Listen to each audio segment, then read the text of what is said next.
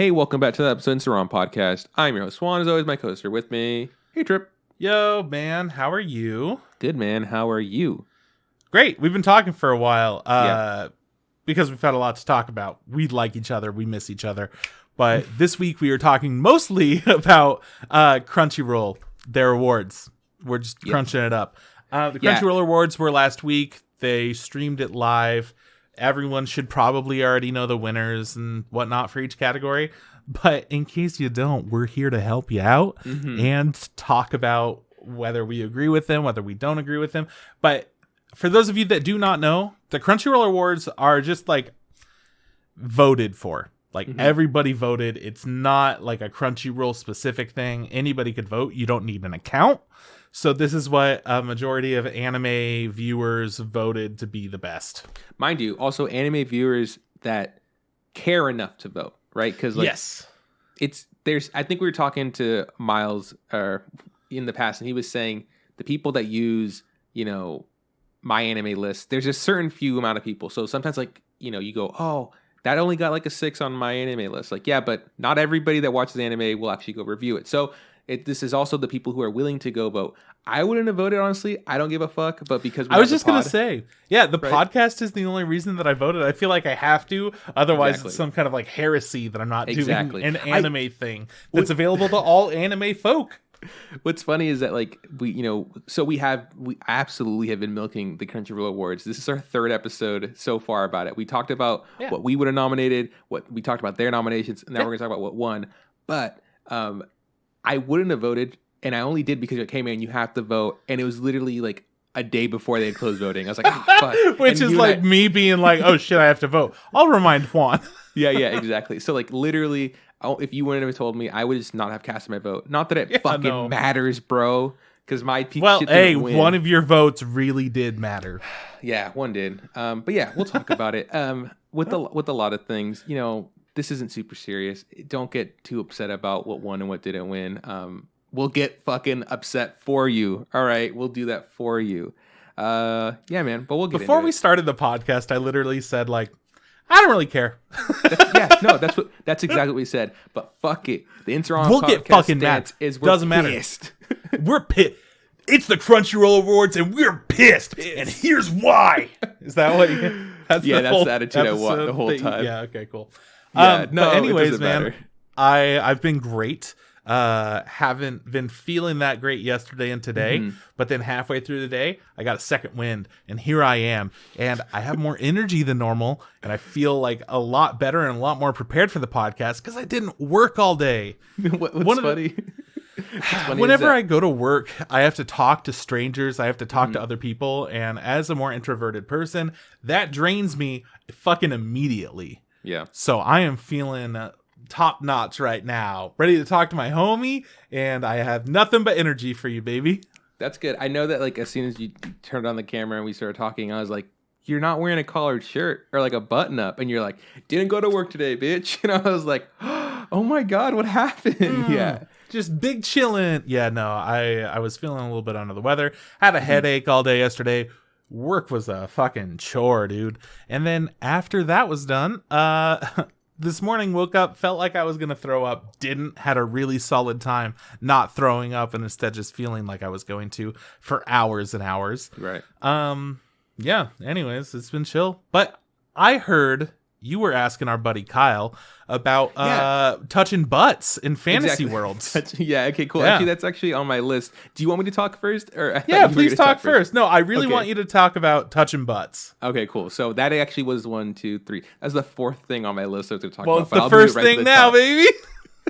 So today I caught up with our friend, Kyle, Daddy, our DM. He's a friend of the pod. He used to have Kyle's Garbage Corner before COVID was a thing.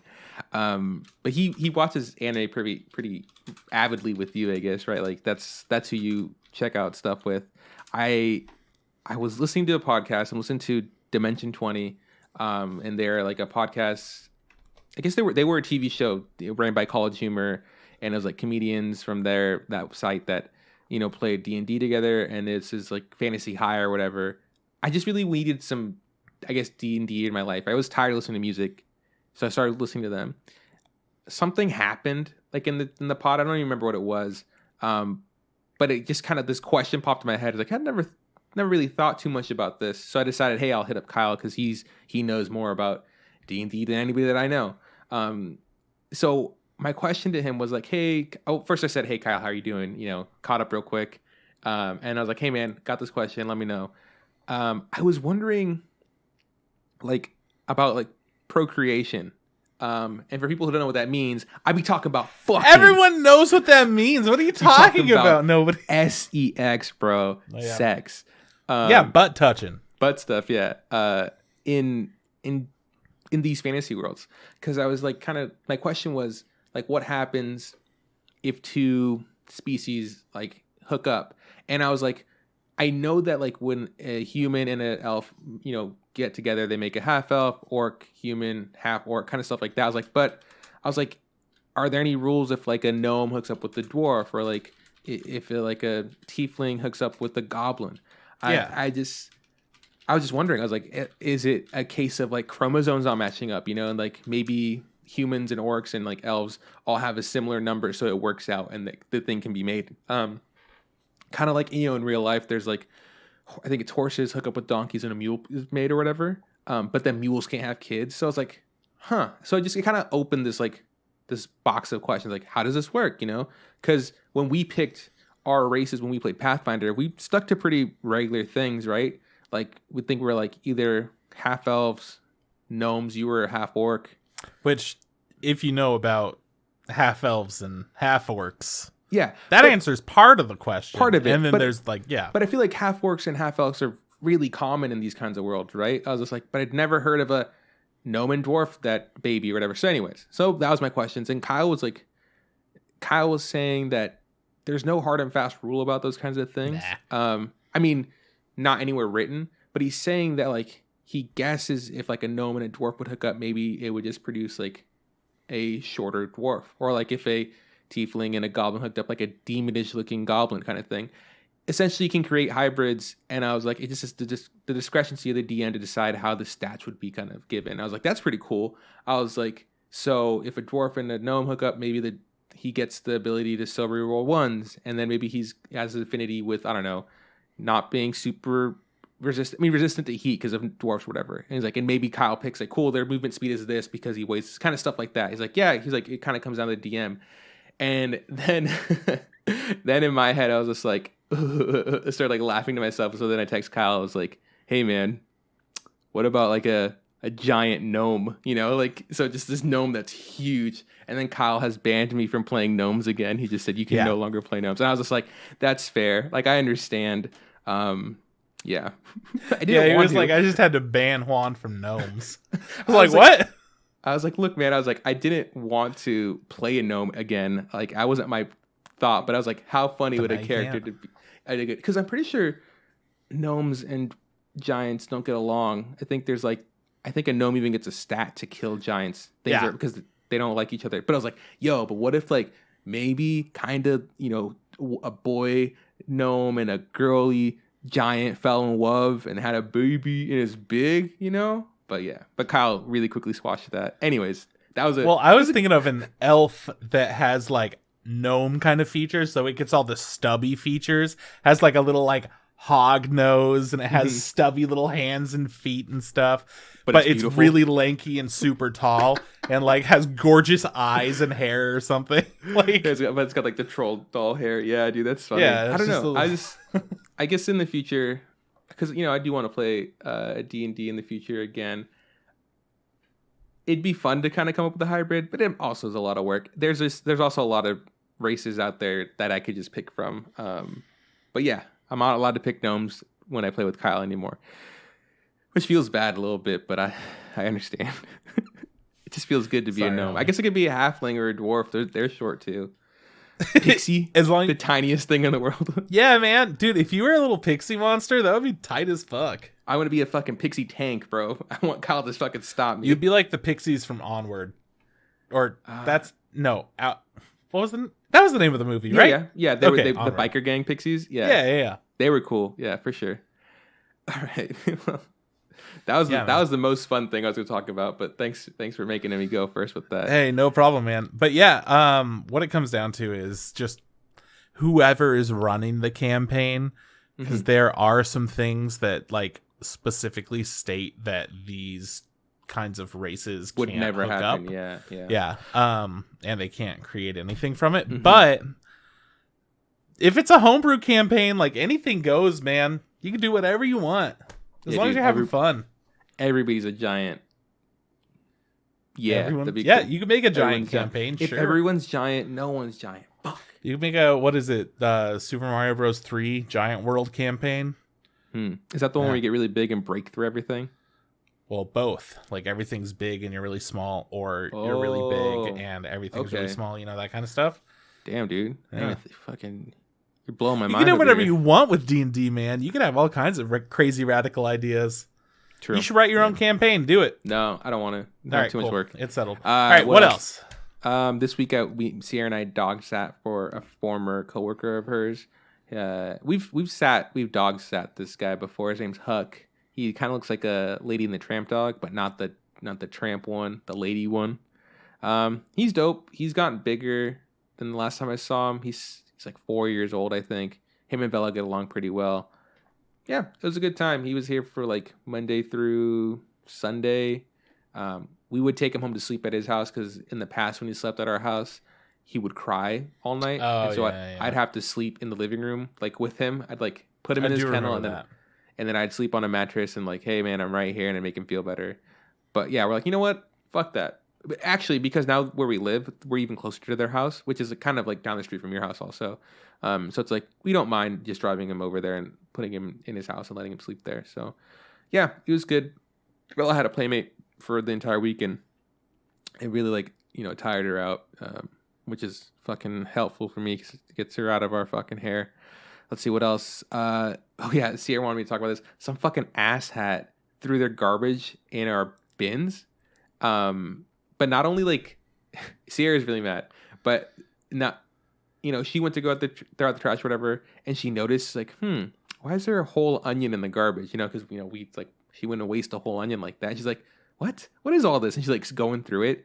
Not only did they put their garbage in our bin, they also put the recycling in the garbage bin. It's like, why not just put it in the recycling bin? It's like right fucking there. And in the past, we've had people like, I think once in the past we had like a neighbor come by like, hey, you know, my bin filled up with cardboard. Do you mind if I use your recycling bin? They're like, yeah, sure. They asked, which was not a big deal. But the fact that they didn't ask and the fact that they fucked up, you know, putting the stuff in the wrong bin upset Sierra enough that she brought the bins into the garage. And so now whenever I have to take out Bella for a walk, which I had to do this week, I have to walk into the garage. I have to walk in the house with poop and then walk into the garage because I don't have a fucking garage door opener that works. And when we asked the property manager, they're like, hey, you figure it out. I was like, what the fuck? So I was like, okay, good. So that's my life now. My garage kind of smells like garbage. Whatever. Sierra's been doing some sampling, so she's been leaving the house, which she hasn't done in a while. You know, since Harvest, she's pretty much been just at home. So on Monday and Tuesday, I had to take Bella for a walk and hang out with her. God, she's so annoying. She just wants pets all the time.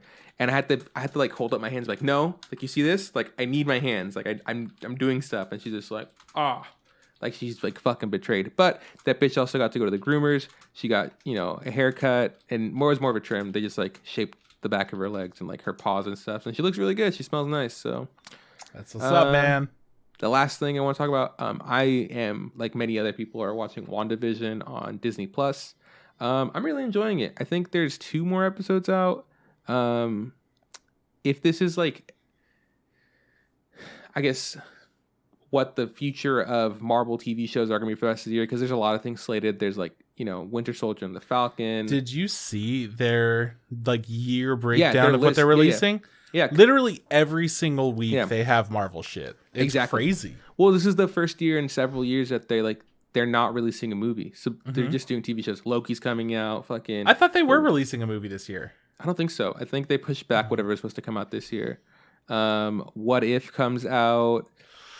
What else is coming out? I don't know. I don't think maybe Guardians of the Galaxy, maybe like the Christmas special. I don't know. Anyways, there's a lot of stuff coming out. If if it's as good as WandaVision, and I mean like the way it's shot and the way like it visually looks, I'm enjoying the story. I know some people are like kind of confused as for the first few episodes. Like, it's weird, it's kind of kooky and wacky. It's not what I expected. It's like that's exactly what they said it was going to be. And then I think around episode 4 or 5, it just kind of turned into like a real MCU kind of stuff. So I don't know. I'm enjoying it. I recommend it to people if you like the Marvel movies. I feel like WandaVision is like a for sure a must watch. That's it, man. That's what I've been up to. Obviously, I've been animating. Yeah, but that's it, man. That's my life in a nutshell. What about you, sick boy? What have you been up to? I don't know, man. Nothing. All right, what's next? No, I don't know. I haven't really been doing a whole lot lately. Playing some Sea of Thieves. We recently found out that our friend Sam, who wanted to play with us, who's been really sick, so he hasn't been able to join. Now that he's feeling a little bit better, he he downloaded it, and the game wasn't letting him open it, which it's caused all kinds of problems for like everybody, just different kinds of problems. So we were sitting there like, okay, what might cause that? And then he's like, oh, I might need to upgrade to Windows 10. And all of us are like, what the fuck? You mean all these games that we've been playing for like the past year that you've had issues with? You've been on Windows 7 and haven't told anyone about that? You've been on Windows fucking 7 for that long? Windows Vista. Yeah, right? So it was just like, oh, okay. Well, that explains like every single problem he's encountered. We had problems with Phasmophobia when we were playing with him, where he would just like glitch and teleport all over the place. Well, as it turns out, it's probably due to Windows 10, not being on his computer. Does that mean Windows 7 has Cortana? Because don't you need Cortana to play Phasmophobia? Yeah. Huh. That's how old it is. I thought it was newer than that. Interesting. I know it was on Windows 8. I don't remember the features of Windows 7 that well. It's been a long time since I've used it. It's been probably like 6-ish years since I've used it, so it's gone from my memory. But yeah, we discovered that, and we got to play some Sea of Thieves and figured out that he is absolutely the last, like, everything. I don't really know how to put it, but everything that happens in Sea of Thieves when Sam is there is like event after new difficult thing after new difficult thing. We're just like, all right, man, so this is kind of how you play the game. And then we start out and we go to the little it starts with an easy quest where it says go to this island and then look at this map and dig up on the X, and the island, instead of it being a regular one, is just like a tiny little strip of land. You just go to this little dot on there and it's like very, very clear where it is, and you dig up a treasure chest and then you bring it back just to the next island over, and then it's like, cool, now you know how to play the game, enjoy everything else, which is a ton more stuff. Yeah. So we do that, and as we're heading back, we get attacked by a Kraken and just have to like stop everything we do, drop anchor, fight the Kraken. And it was a difficult time. Like, he hadn't played the game yet. He didn't know how to do anything. We fought it for a while, had some difficulty with it. We had never really struggled with it before, but we were also on a different size boat than we have fought it with. And essentially, it wrecked our shit, but we beat it. And we didn't have enough supplies because we didn't expect anything to happen. So we didn't try to like stock up that much. And we ran out of supplies as we were fighting it. So then it was like, all right, Kyle, you get us back to the island. Sam and I are going to bail the entire time. So there are just holes in our ship that we can't repair. We're bailing water as he gets us back to the island just so we could finish this stupid little quest. And then we scuttle our ship and get a bunch more like supplies and head out again. And immediately get attacked by another random event, which I think I've explained on the podcast before. The more treasure and rewards and stuff you have on your ship, the more likely you are to encounter these kinds of random events that happen. So we had nothing. We got a random event from one treasure chest, and the treasure chest is worth like 100 gold, where there are other things that are worth 10,000 gold in the game. Like, this is worth nothing at all. And we get attacked by a Kraken, and then after that we head off. We have nothing on our ship, and then suddenly we have to fight a skeleton ship that rises out of the ocean. We suddenly fight it. We head all the way to where we're trying to go. And then as soon as we get to our location where like all the treasure is inside of a sunken ship, a world event spawns on us that's like a raid boss where you have to fight all these ghost ships for a long time. So we were like, fuck that. Somebody needs to get on a rowboat, go get the supply that we need to end the quest, and then come back. We couldn't do it. And then on our way back, like we were fighting another skeleton ship. And as we were fighting it, a shark rose out of the water. It like launched itself up straight in front of the skeleton ship. And we're just like shooting wildly. This shark launches itself out. And it like, get down, Mr. President, the skeleton ship. And immediately Sam didn't know what the fuck he just saw. And we wouldn't tell him. We were like, just focus on the skeleton ship. We'll deal with that later if we have to. And then by the time that we sunk it, the shark was gone. But then another similar situation where we're just chilling. We're like, oh, let's get those items that are out in the middle of the ocean there. And we're just like shooting our harpoon at it. A shark rises right in front of us, and Sam and I both scream. And normally it plays music to let you know that you're being attacked by something. But sometimes the audio gets a little bit fucky. So it was just silent. Just a giant shark. Sam and I trying to deal with that suddenly. And Kyle being like, what's going on? Why are you guys yelling? And we're like, we're being attacked by a shark. He's like, I don't see or hear anything. And it's like, it's right there. We're being fucking attacked. It was wild. So Sam's just like a lightning rod for events. Everything, man. Everything that could happen. So we played today and didn't really have a whole lot of... I mean, we fought a skeleton ship and it like took all of our supplies. Because again, we weren't expecting anything right off the bat. And then we did a whole bunch of quests and we had a good time. And as we were on our way to do our final thing that we were trying to do, like the whole point of getting on today was to find a stronghold event in the world, which is just you fight waves after waves of different kinds of skeletons. And then a boss comes out and you fight the boss for a little bit. And then you get a bunch of rewards that are locked away in some secret area. And you get the key for that. We wanted to go and do that. And another one, which is also just a boss. But we didn't get to do either because on our way to it, we saw, oh man, there's a ship out there. It's fighting something though. We might be okay. And then they beat their skeleton ship they were fighting and they started chasing after us. And we were like, well, okay. So we got to leave right now. Like everybody just hops off of the island and onto the boat, sails away. And we got chased across the entire map. And we were keeping our distance. Sam and I even hopped off of our boat and like just chilled in the water so they wouldn't see us, and then boarded their ship, dropped their anchors, raised their sails. He lit their entire boat on fire. And then I died and teleported back to the ship. He got to a mermaid that teleported him back. And then they still kept chasing us. And it's like, dude, we clearly don't want anything to do with you. Mm-hmm. And then I don't know why Kyle did this, but we were approaching another island that had 2 small ships on it. And this is more ships like close to us than we had seen pretty much playing the entire game. Like normally you'll see 1, maybe 2 people in the distance. But at this point we had 4 ships around us. And he goes up to this island that had a couple of ships. He's like, hey guys, how's it going? And they're 2 small ships that are clearly working together because they, first off, didn't fight each other.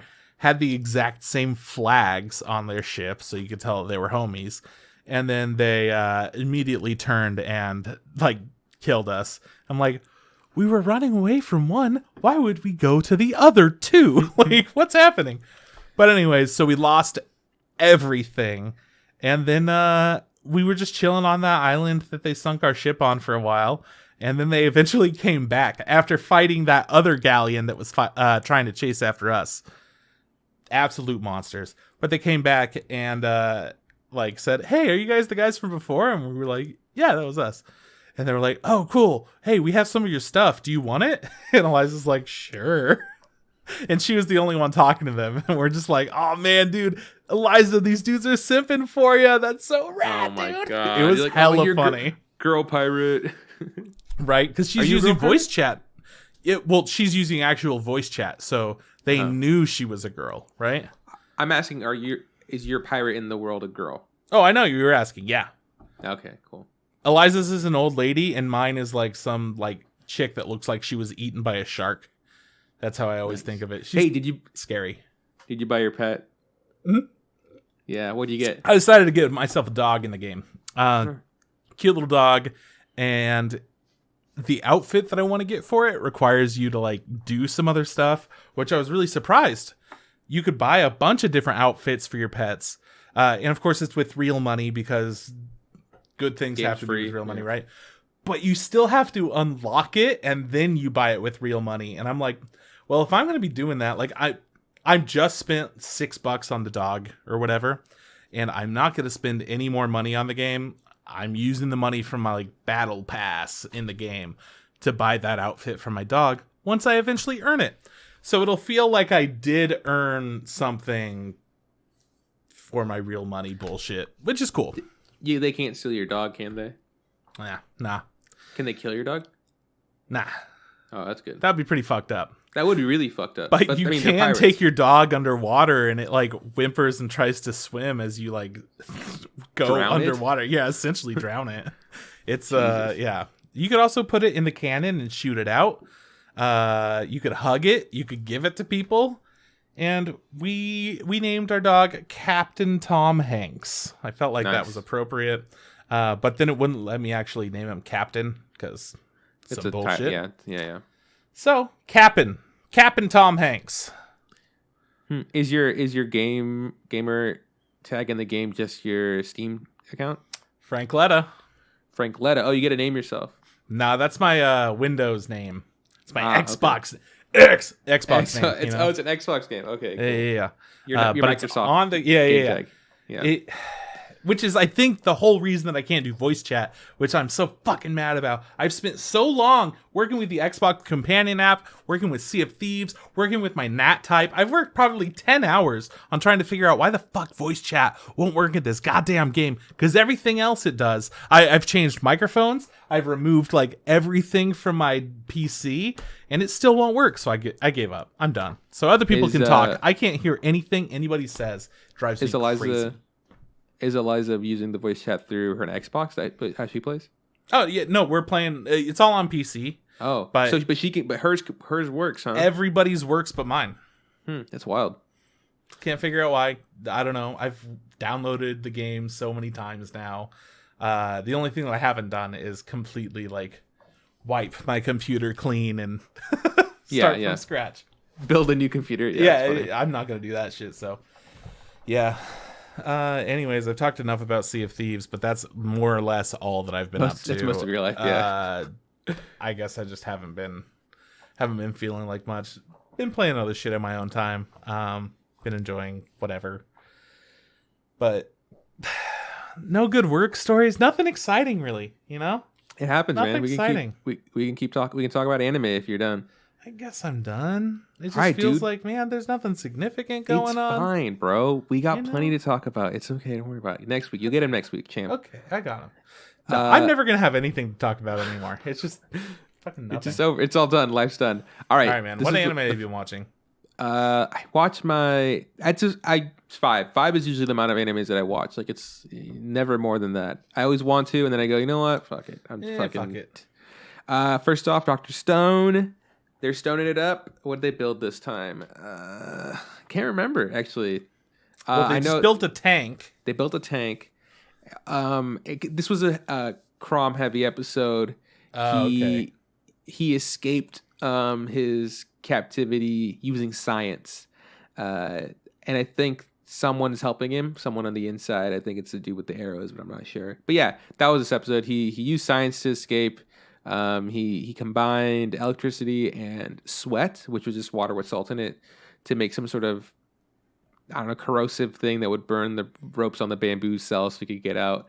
And then he also like chewed up berries and spit them out and pretended that he was dying of pneumonia to scare someone away. And yeah, fucking, our boy's back. He's in it, dude. Oh, there was a pretty, I was like surprised bit. There's a bit where he, like I said, someone gives him a battery, right? Like they rolls into his cage and he hides it. He puts it in his trousers because he's just like, oh my god, I get a battery.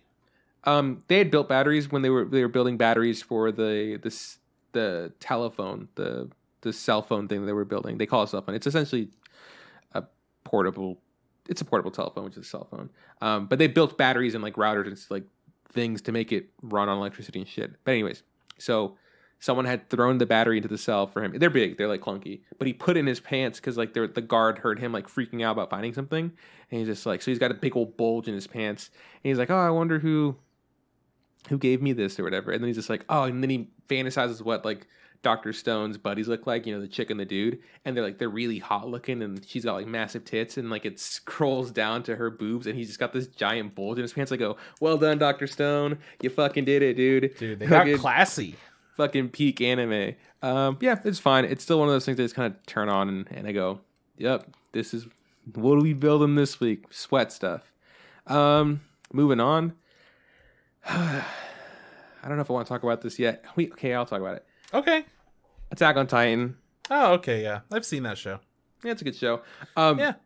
This episode is really good. It started off really, really violently, and I was like, yeah, it was really brutal. shocked. Yeah, it was fucking heavy. Someone got their face bashed in by a sock and a brick. Which I was surprised. I'm like, how would you not notice that? It feels weird that she's holding onto this bag, but okay. He's a dummy. But yeah, that happened. There was some like a eye-opening moment that one of our characters, Gabby, isn't ever gonna change, and we also get to see that Falco is willing to learn. Yeah, he has absolutely realized, oh, you know what? Maybe this shit doesn't matter. Maybe he's like, maybe I was wrong, and he apologizes to a girl who lost her family. Yeah, it was a good episode. We got to see some of them. We got to see what's going on with Eren. Some people had had spilled some secrets, telling the world, on the people on the island, hey, they've incarcerated Eren. He's in jail, and people aren't happy about it because a lot of them do see Eren as like their savior, and like he's like someone that really goes to bat for them, and they're really supportive of what he did, to those people across the sea, fucking obliterating them. Yeah, it's essentially just like a PR control, full like nonstop. Hanji is just overwhelmed. That's how the episode kind of starts. They're like, he's our Captain America. How are you gonna arrest him? I'd really like that bit with Hanji because it's like, yo, dude, she is stressing. Like she's just like, oh my god, how do I mitigate all of this? And then she has to rule, as to like how she is gonna treat the people that spilled these secrets, and she like ends up incarcerating them, and they're like, yo, but what the fuck, like, isn't this information that we're supposed to share because like information is power? It's like, yeah, that was then, this is now. Like if you're saying shit that you're not supposed to say, you're gonna get in fucking trouble. And then there's a really good bit with Mikasa and like one of the chicks that got in trouble. I was like, oh, fucking hit me right here, you know what I'm saying? That's my old heart. That's what I was pointing at. Yeah, that was. We didn't mention also this. Pretty relevant to that scene. What didn't we mention? We didn't. I don't think we talked about it. The whole, her having that thing around, like that fucking marking on her wrist a few episodes ago. I thought that was so dumb. I just felt like it came out of nowhere, and I kind of like recall. I don't remember that being ever brought up. Like never even seeing shit bandaged up. Maybe she wore long sleeves and we never saw it the whole time, but to my recollection, it really did come out of like fucking nowhere. It did feel like it came out of nowhere. Oh well. Exactly. That's how I felt about it. I mean, I understand why they did it, with like the people that were coming in and trying to get them to work together. I was like, yeah, that makes sense. And they had mentioned that, because of her ethnicity, she is kind of rare, and it's kind of explained as to like this is explaining who she's supposed to be, like what her lineage is and stuff. I go, cool. It's nice to get some backstory there, but it did feel like it just came out of fucking nowhere, which I was like, meh, whatever. Really speaking have to of, say that, go ahead. If we had watched that OVA where she's absolutely fucking jacked, maybe we probably would have seen it then. Maybe, yeah, but we didn't. So okay, now that we're talking about stuff coming out of nowhere, let's talk about Promised Neverland season 2, Trip's favorite anime of the year. You want to take this one? I absolutely will. So for people who know, Trip is not very happy with the way that season 2 is going because it has deviated greatly from the source material. Oh no, that's not why. Let me finish. And I was like, Trip, it's okay. It's not a big deal. It's only a game. It's okay. I started watching it because I'm still really like the show. And I have very slowly come to agree with Trip that not only is this show not following the source material, it's also getting kind of bad. Like this last episode. They've changed the characters. They've like changed how they're telling the story. Instead of making it like ooh, here's a little piece of information. Do what you're going to do with that. The manga didn't keep going that direction. Mm-hmm. Instead, it was just like, yeah, I mean, mostly it's about survival now. But in the show, instead of it doing anything like that, it's just like, let's just let them talk for like 10 minutes and just get all that information out there. Get all the world story, get all the like character story just wrapped up in that 10-minute per episode exposition. Yeah. And this is really hard to kind of talk about because, we do want to try not to spoil stuff because there are people who are watching it, people who are enjoying it, and people who haven't gotten around to it. Just stuff like don't watch it. Watch the first season and that's it. I don't know if you saw, but Moist Critical, who's a very popular streamer, put out just a video where he's like, look, I haven't read the manga, but this show fucking sucks. The first season, killer. One of the best things I've ever seen. Yeah. This show is no longer that. It's stupid. It's amazing though, because it's Cloverworks, and they seem to always fucking nail Cloverworks kills it. Are you kidding me? Horimiya, Wonder Egg Priority. No, we haven't talked about those yet. Which I know, but they're fantastic. And then you get Promised Neverland season 2. Season 2, which, to be fair, everything that they've done before, other shows and the last season would lead us to believe that this will also be amazing. But somehow it's just slowly becoming a horrible thing to watch. I don't know, man. I was about to say, is it worse than season 2 of One Punch Man? I don't know. I'm still really mad about that. But right? I don't know. We'll talk about that. Rough. We'll talk about. We'll bring that once back up it finishes. When we're done with the season and we're like, hey, which one of these is worse? All I can say is that myself, someone who hasn't read the fucking manga or whatever, and just watching the show. After the show aired, I literally turned to Sierra and was just like, wow, that was bad. Like, that was, what the fuck's going on? But god damn it, do they know how to fucking end the episode. They always put a fucking cliffhanger, and I go, oh, they fucking sucker me into wanting to watch it next week. What was the cliffhanger this time? I don't remember because I just don't give a fuck. It was this thing. He covers his face, and he's just like, oh my god, that person's still alive. And I was just like, oh. Yeah. Well, how does he know that person kind of thing? So, which is, I don't know. My little dumb brain really wants to know. Anyways, Promised Neverland season 2. Maybe don't watch it. I don't know. I'm still watching it. Absolutely don't watch it. There's no reason Maybe don't watch it. Maybe exclusively only watch the anime. That is the Instagram podcast stance. No. I did it. I said it. Rules are rules. You can't go back. Rules are rules. You could just watch the first season, and that's that. Season 2. It doesn't even have the heart. It has the characters. It doesn't have the heart. I don't feel like that they're really doing anything that viewers wanted to know. Yeah. When I watched Promised Neverland for the first time, having read the source material, of course, it was just so well done. And they did so much right. They changed some stuff. The things that they changed, totally understood why. And for season 2, it's like they forgot everything that they did in the first season because they brought on the dude who wrote the fucking books. And nobody understands what's happening. That's the problem. I told you. Nobody knows what the fuck is going on as a production because it's obvious that it's worse. It's not just like it's like not my opinion. It's objectively terrible. I told you the reason it's so bad is because the creator is purposely making this so shit that you have to go read the manga and you're like, you know what? Yeah, he was right. If you go into the comments for any episode, you will see that exact same argument. Dude, it makes no sense because people always bitch about the end of Promised Neverland. Like, if you're going to see somebody discuss it, they're going to be like, it was fucking incredible until the end of it. But they completely cut out like one of the most loved story arcs that we would be watching right now and having an absolutely wild time. They've cut out some amazing characters that just aren't showing up. I still highly recommend the manga to anybody interested in it. Anybody that liked the first season of Promised Neverland, don't watch the second. Just read the books. You're good to go. Yeah, I do think it's a wild flex for this guy to purposely tank his own show. I mean, football teams do it all the time. When they want the first draft pick, they go, "Cool, we're tanking for the first pick. We're gonna lose every game on purpose to get the best player from next that's coming into the thing." So, in a way, I can understand why he's doing this. But yeah, that sucks ass. They should have just made a great show. They should have just made an amazing show, followed the manga, but they didn't. So I don't fucking know. It's weird. We'll talk next week about Promised Neverland again, so it'll be fun. Okay, moving on to actually something that's really good. Well, I guess you didn't really explain why it was such a bad episode. But I don't want to.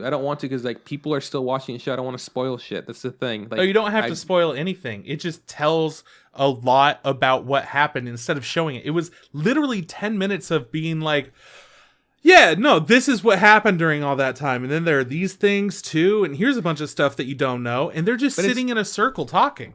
But it's not even like actually telling them what happened. Just like, it's like kind of like, hey, this is what happened, but I don't got to go into details because I don't want to. So it's like, great. So I don't even get to see what's going on.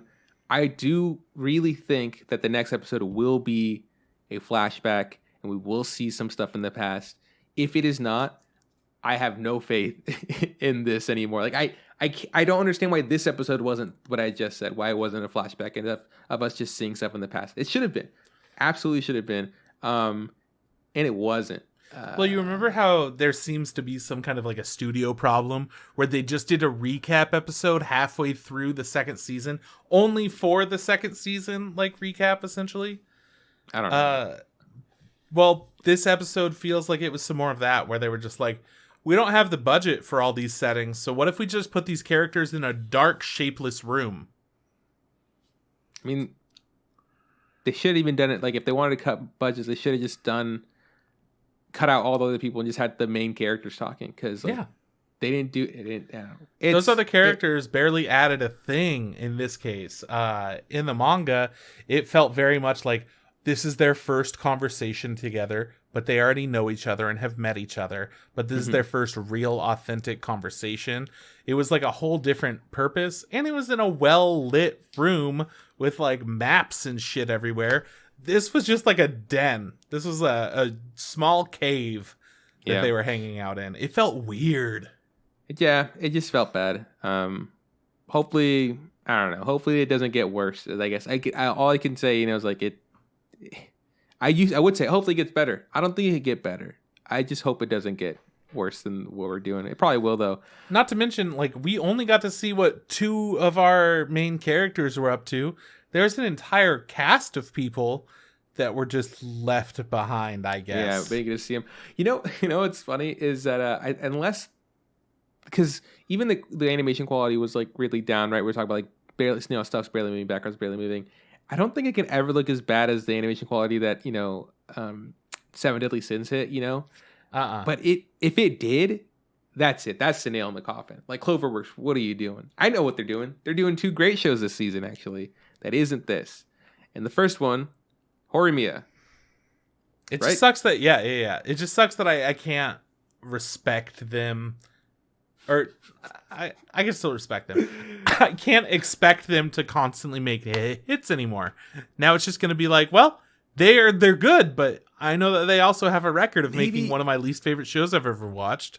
Maybe, okay, because they were doing two shows this season. Maybe they split the A team that did the first season of Promised Neverland and to make these two great shows. Maybe. And now the B team, maybe even the B team isn't working on season 2 of Promised Neverland. Maybe they got like C team, maybe that like interns or whatever. I think that C team is Promised Neverland season 2. I think that B team is Horimiya.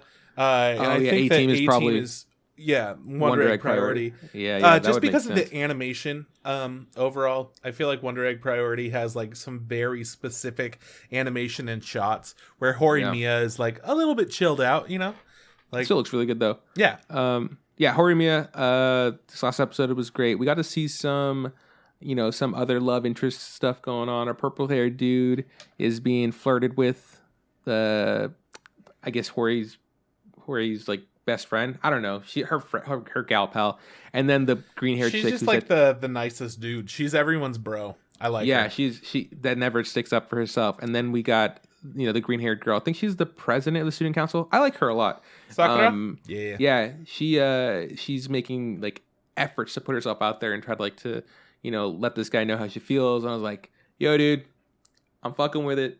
I'm liking this. It's good. There's a bit where she shows up in that giant hoodie. I was just like, yeah, more of that. Let's see what happened with our characters. Oh, there's the bit with like he goes away for 5 days and he can't get his cell phone charger. Blew my fucking mind. But yeah, it was good. And they get back after his long trip, and then like they're really emotional. What's funny is that Sierra's watching it with me, and she's just like, she like instantly rests. She's like, oh my god, this is how it felt like when you would go to Mexico and get cell reception. I was like, really?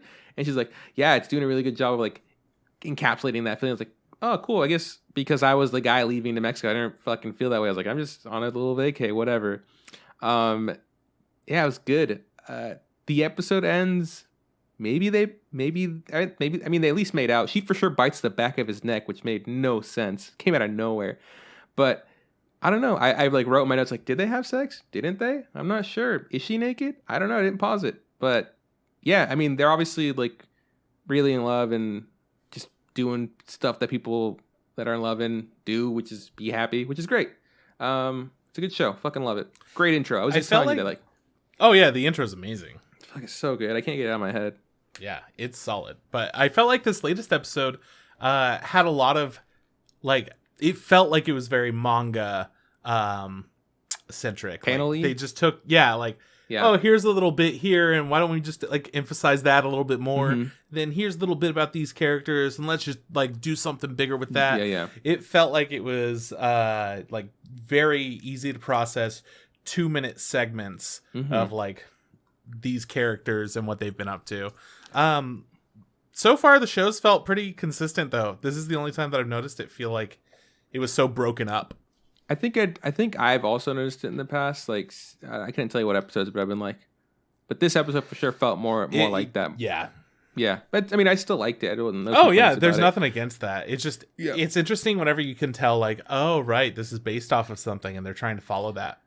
I was really interested with the way it started. It started with like really cinematic, the long stream with both the top and the bottom having like big black chunks in it, and I was like, is this the past? Is that what they're trying to do? Because it looked really good. And in that one we see our boy with long hair still. I was just like, it must be the past. Maybe that's how they get around it. It's something, and that's how they let us know that this is something that's already happened. That's the only thing that this week that really kind of threw me off for a second. But still great. I fucking love that show. Lastly, the last show I watched was Wonder Egg Priority. Again, we're always one episode behind just because that shit drops on Tuesdays, right? Yeah. Yeah. So we usually never get around to it, even though today's Tuesday. Trip watches anime on the weekend like a normal person. God, this shit was great. How can I say? When we were watching this, the girl with like the scars on her back, with the darker skin tone or whatever. Sierra, she came on screen. Sierra goes like, "That's my favorite character." Like out of all the girls, and I go, "Oh, cool." And then the pink haired girl, even though she doesn't have pink hair, the annoying one, I'm like, "That's my least favorite character."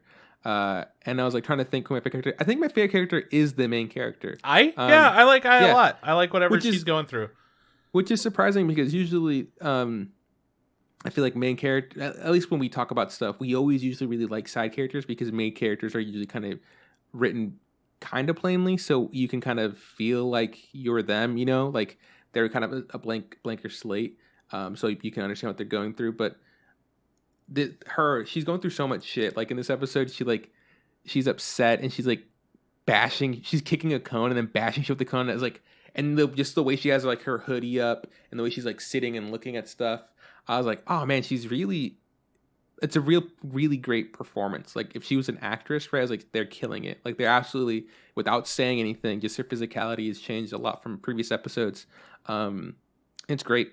They also get power-ups in the form of super cute animal companions. And I also really like the animals they picked. They picked a snake, like a turtle, an alligator, and like a chameleon. And I was like, nice way to kind of go, a little make it a little different. Usually you get like someone's got a fox and someone's got a fucking bird and someone's got like just kind of really generic stuff. They were wacky, and I really enjoyed them. Lastly, the episode did kind of end where I was like a little confused because I don't know how I feels. Yeah. This whole episode, I was trying to figure it out. I'm like, where are her emotions coming from?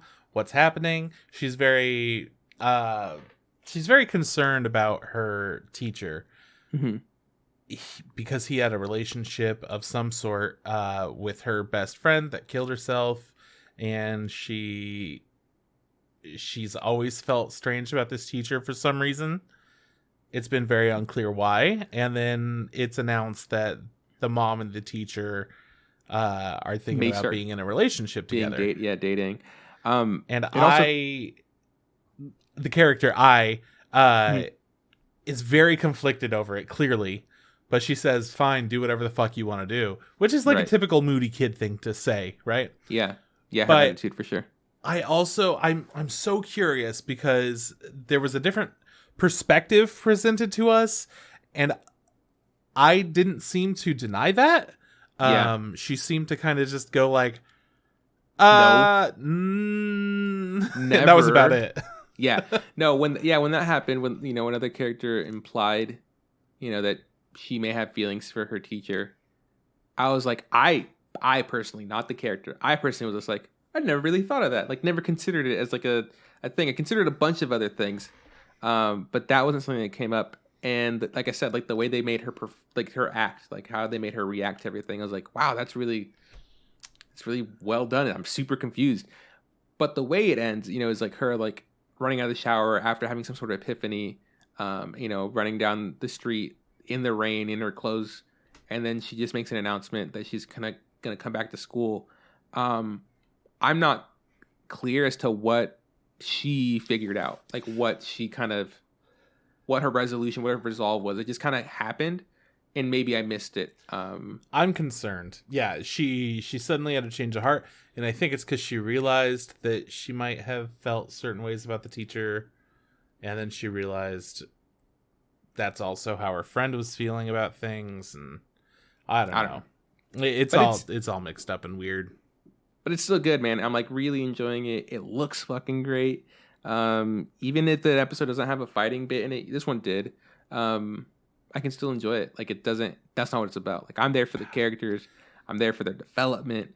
I want to know what they're up to. It makes me feel so tense watching it. While also being incredibly excited and intrigued. I'm like, oh man, I don't want anything bad to happen to these characters, but I don't really know if they're good people or not. Like consistently, I don't know what's going on. Everyone seems to have like dark reasons behind why they're doing things. Yeah. So I had this crush on her teacher, and then we have Rock and Roll Girl, who feels like she has to make it up to a fan that she calls her wallet, which is a whole fucked up thing. So she's just like very upfront about her being fucked up in different ways. Yeah, she almost even like, I think isn't this episode, but the episode before that, like just kind of suggested that they give up. Like it's like, I don't owe anything to this person. Why am I even doing this kind of thing? So obviously she's like not as invested, but she is. Yeah, but we also don't really know what her deal is. Where her deal is, yeah. And again with the other two, like it seems like the one chick is trying to get revenge at her sister in some way or another, and then the last girl is trying to overcome her own difficulties while also not accepting that anyone else has any kinds of flaws. I don't know, it's weird. It's confusing. All the characters have these very complex situations that they're all internalizing and not actually discussing, but they give you hints about kind of what's going on in their head, and it starts out feeling like they're telling you a lot more than they actually are. I feel like after seeing the reaction that I had towards her teacher and everything, and how the end of the episode happened, that we don't really know what any of these characters are thinking or going through at all. And the show can completely 180 with how we feel about the characters. The way this episode ended for sure had me going like, I don't fuck's going on? Which is great. It just makes me more interested in to see what happens. I really like the scene where she's in the bathroom and like she just gets like we see like the marks on her neck, and then she gets pulled to the wall. That shit, I literally said like like oh fuck, like it like blew my mind. It was so fucking clean. I was like, what the fuck's going on? That was sick. Yeah, the ghost shit was really fun. Yeah, if you watch any show this season, it has to be this one. Get fucking Funimation just for this. It's so worth it. So yeah, that's the anime I watched this week. What about you? I'm sure you watched probably some other shows. Yeah, man, both cells at work. So the body is essentially like dying. There's no white blood cells anywhere in Cells at Work Code Black. So there are just 3 that they've been able to find, and they're dealing with all different kinds of things. Essentially, the body has been beaten down by so many different kinds of ailments that it's just struggling to keep up, and there aren't enough white blood cells. Not to mention like all the drinking and smoking and like poor dieting this character is doing amongst everything else. So yeah, blood cell count is low, and it's weird. It's all just really dark. And then you go over to what used to be the fun little happy time, and now they're dealing with cancer, and cancer's a whole thing, and there's a cell getting in the way. There, you know how there are like layers in the show? There are the layers of like, hey, this guy normally just like fights all these diseases and whatnot, and then we have, ooh, this guy's better at it, and this chick's like really good at it. You have those different layers. Well, the killer T cells boss, I don't remember what the name of the cell is, comes in and is just like, nope, we don't attack other cells in this body. We only attack bad things. And will not accept that this cancer cell that's like clearly fucking everything up and like hurting everybody isn't a good source of bodily function. Yeah, isn't that what cancer actually does though? Doesn't like trick the body and it goes, no, we're not fucking with these, even though they absolutely should be fucking with them, right? Exactly, yeah. So it's just showing that. So this chick just keeps telling it looks so fucking goofy because just like, but we have to kill it, like it's killing everything. And then she's just like, we don't attack other cells in this body. Again and again. She's just repeating the same thing again and again. So they're realizing that she's like brainwashed in some way or another. Yeah. So regular cells at work, dealing with cancer again. Good old fashioned. It's just something that our body deals with every once in a while, and it kicks out the shitty cells, and then sometimes it doesn't work out. So hopefully, since it's the happier show, hopefully things are going to go good. Yeah. Then Skate the Infinity. It's just, it's its own thing. It's fine. It's good. It's really just become that like hot boys show of the season. It's fun to watch, but you are not really missing out at all. Like plot story wise, right? And I'm not probably missing. Yeah, I get what you're saying. Our main character is being all mopey because he's not as good at skating as the hot new Canadian boy. Hey. So that's this episode. He's just being kind of mopey. Nice. Let's see what else. There's one more thing. You watched that show about that pervert dude? Pervert guy show. Yeah. Jobless reincarnation. What even happened in this last episode? I don't remember. Oh, must have been good. Yeah, it was fine. It's just okay. I remember them getting... I remember the whole like week before, but I don't think he's like been set up to do anything else. Was there maybe not a new episode? Besides Attack on Titan, is that the only thing you watch on Crunchyroll? Non-Biori as well. Non-Biori, okay, cool. Those are the two things. Okay, good. Yeah. Let me go ahead and check and see. Just because I'm like, why can't I remember the show at all? Well, that's how it was 2 weeks ago. I was like, hey, how did Attack on Titan end? I don't remember. You're like, it was a slow one. Yeah. And I was like, that's right. That's right. Yeah. Anyways, there's also, what's it fucking called? Other Side Picnic. Other Side Picnic, yeah. Still good. Still interesting. Oh, yeah. And I did not watch the new Jobless Reincarnation. I think it comes out on Sundays or something, and I watched it on Saturday, and it wasn't out yet. Happens. Because last week we watched on Sunday. Mm-hmm. So, anyways, yeah, haven't watched that one. But Other Side Picnic, it was a beach episode. So, let's see, how's it go? They just kind of wind up being okay. They like teleported into the meat train, and then nothing was wrong. And then they were at a picnic, and they're trying to figure out how to get back home. And then they went to the beach and had a little chill time. And just, I don't know, like, they were vibing, and then they realized shit was fucky, and they had to deal with it. Other Side Picnic, real okay show. It's an enjoyable kind of sci-fi fantasy mesh. It's interesting. I don't have much good stuff to say about it this week, but it was a very enjoyable episode. They got like some kind of like machine gun that I think they might have taken from the military. I don't really know, but they got a machine gun and were trying out like target practice, and then they realized that there were people beating the shit out of somebody else, and then they were all actually made out of trash. So they weren't real people, and they all disintegrated, and yeah, it's just a weird show doing weird things. Show, yeah. It doesn't feel like it has much direction as far as like an overall plot, since it keeps being like, oh, we just have to find this girl, but then they're like, yeah, well, let's just chill. Like, why not? Why not take it easy a little bit, you know? Yeah. Oh, you want to go back to the other side today? Sure, yeah, let's do it. It's weird. It's the characters lack that motivation, so I kind of like the motivation to really get into it. Yeah, to like put all of my effort into watching it. I don't know. Yeah, that's cool. I mean, I can understand what you're saying. So yeah, and that is that. Well, that's that, man. You know what that means. We're getting into the news. Let's get the news. So first off, weird piece of news that isn't necessarily anime news, but I think I have to bring it up. Daft Punk is no longer a band. They broke up. They put out this video called Prologue. And Epilogue, sorry. Obviously Epilogue. And they fucking blew up one of their members.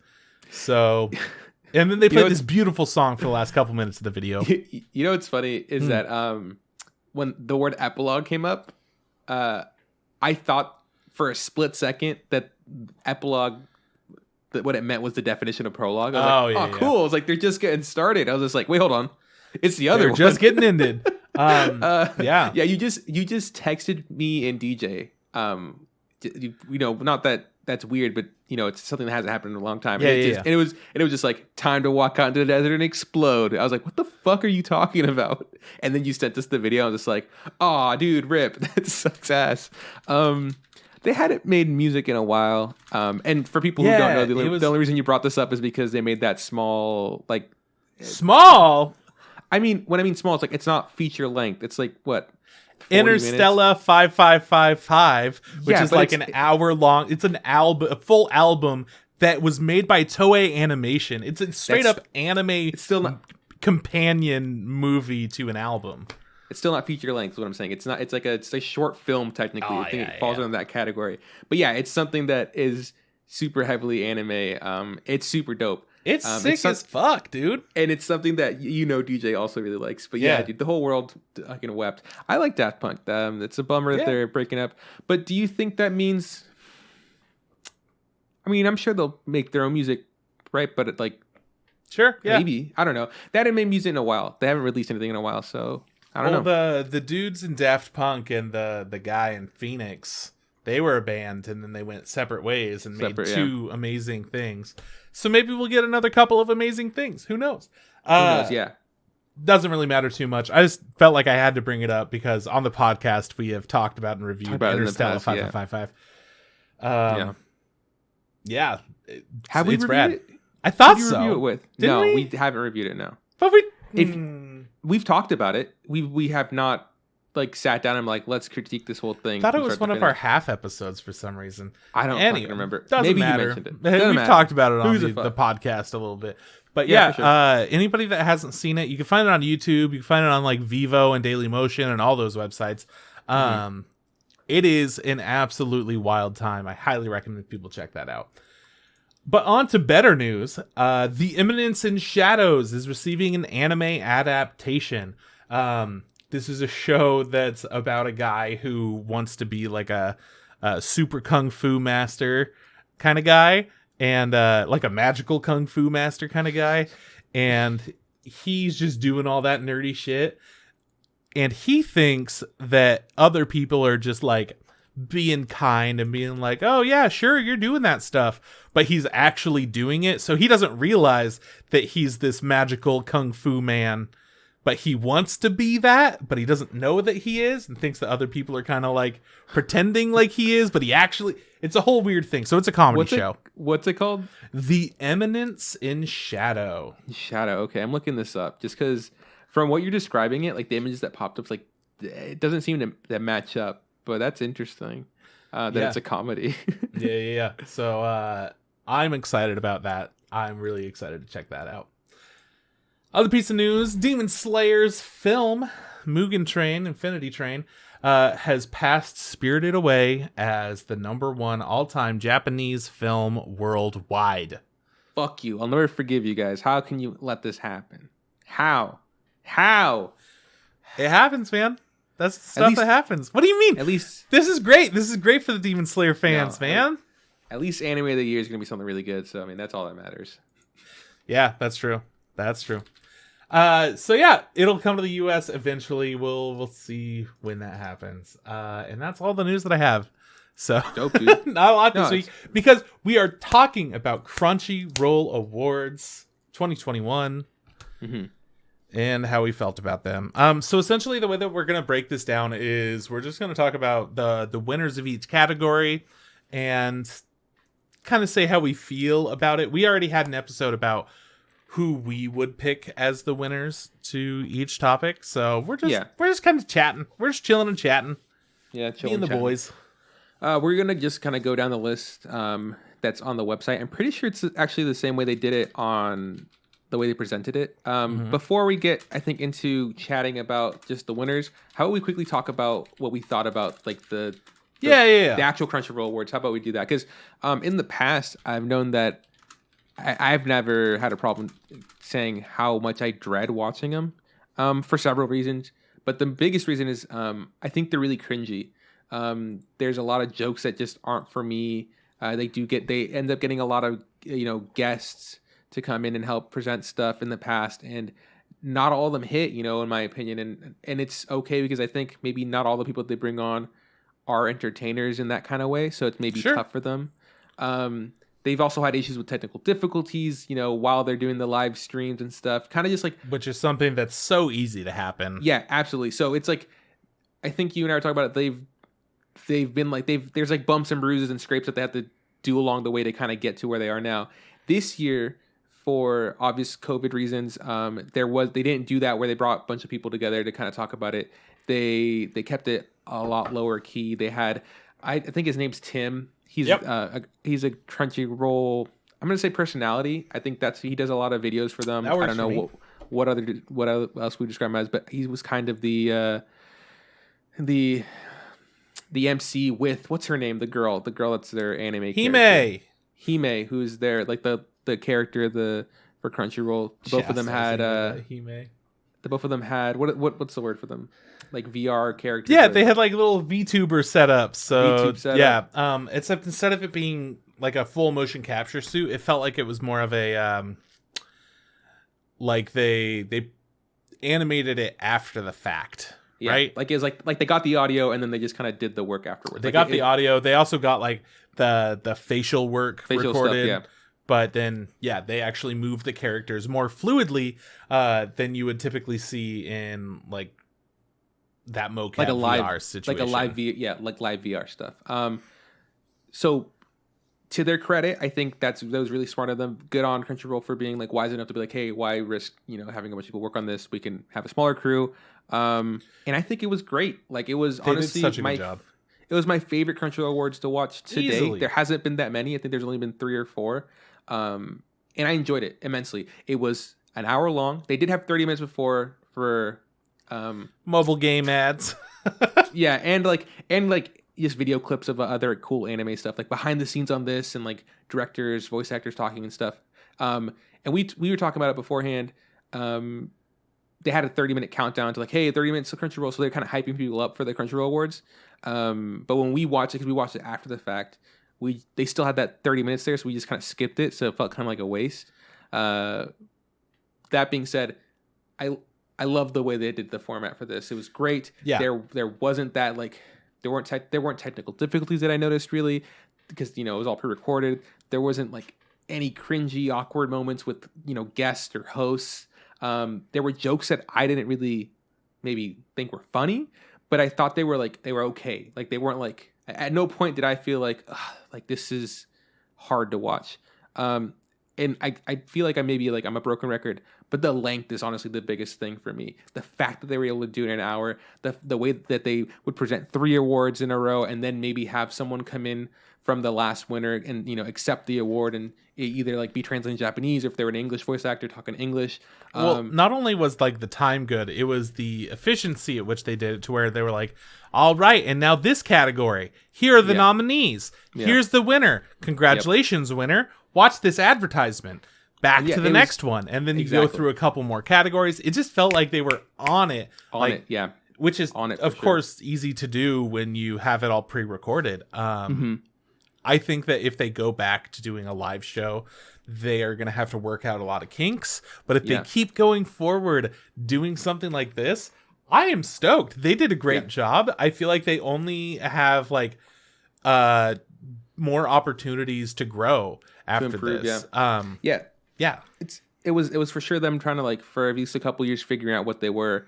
This year, in my eyes, absolutely they shown that, like, I think it's like super cool to win a Crunchyroll award. Like, look, like how clean and seamless it felt. It didn't feel unprofessional.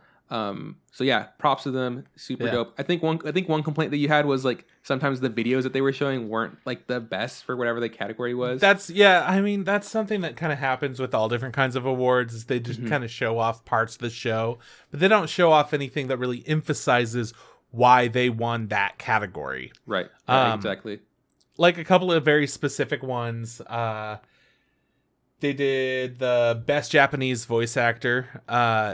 That went by so fast for no reason, for the different clips that they showed.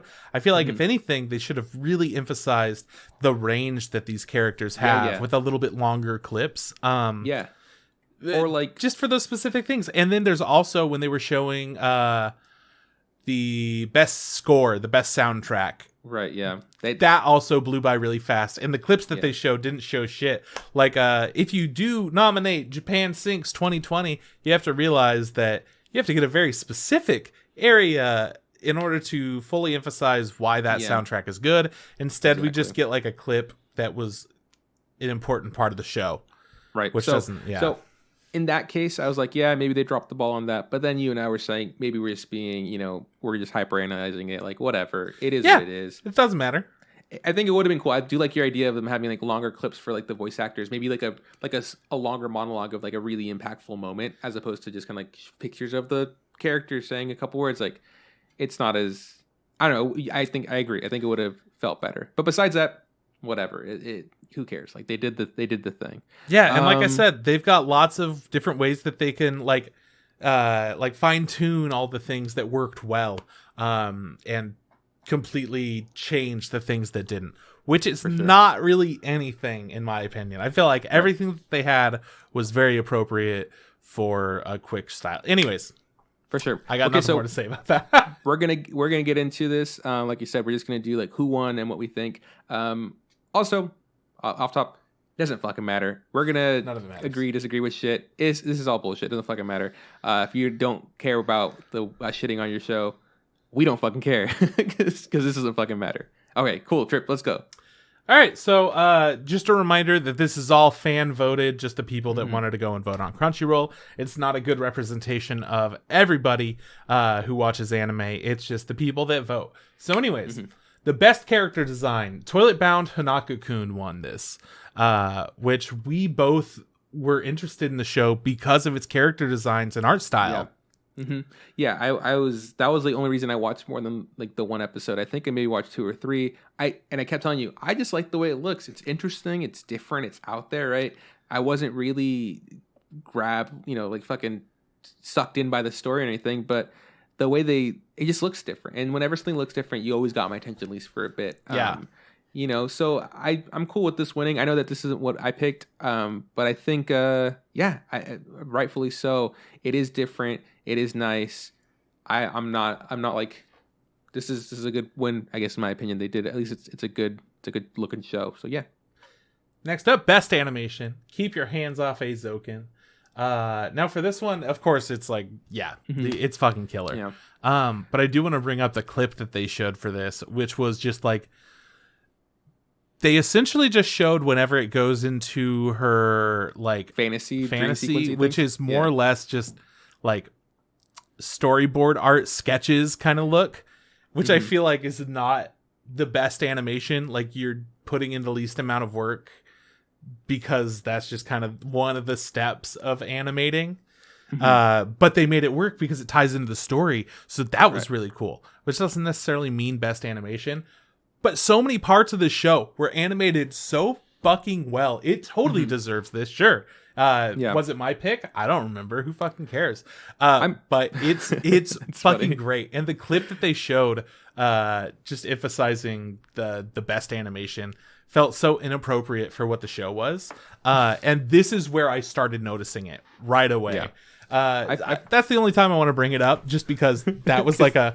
But that's glaring. You're like, what the? Yeah, I was like, that's the easiest animation. Like, why is that the okay? Whatever. This is. I feel like this absolutely, without a doubt, deserves to win something like this, best animation. I think this was my pick. Again, I don't have the thing. I can't pull it up. I can't think. Like, I guess I could verify. We could, but yeah, we don't care. Yeah. but I think I picked this one. It was one of my favorite shows for sure of that year. So. Yeah, dude, good shit. I'm glad that it won this. So, yeah, good for them. Totally. Next up, the best fight scene went to Deku versus Overhaul from My Hero Academia Season 4. And, yeah, man, it was a good-ass fight. I do know this is the one that I voted for because it just, like... I don't think that out of all the fights in My Hero Academia that this one should have been the one to win it. It was mostly just like a fight in the sky, if I remember correctly. Yeah, I mean, it eventually turned into a fight in the sky. At first, they're like, because Lemillion's already fighting on the ground with all the spikes, and when Deku shows Lemillion should have won this. It should have, That's all there is to it. Nah, but he did a super hard punch. So I think when I heard that this one won, I was like, cool, whatever, because this is one of the categories that I really didn't care about when it came to voting. I remember that I voted for the God of High School fight between Jin Mori and his buddy. I forget the karate guy. Away. Yeah. So I was just like, yeah, whatever, cool. My Hero's a good show. But best fights, but the best fight scenes, at least like for this last one, I don't think there were like any that were too killer in my mind. I really still, in my opinion, really liked from season 4 of my Hero. I was gonna say my Attack on Titan. My Hero Academia was fucking Kirishima and Fat Gum versus the Spear and Shield. Like that's one of my favorite fights. That was such a good fight.